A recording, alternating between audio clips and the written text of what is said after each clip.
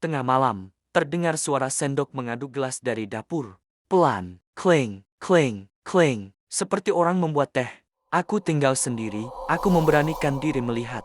Di meja dapur, ada satu gelas berisi air keruh.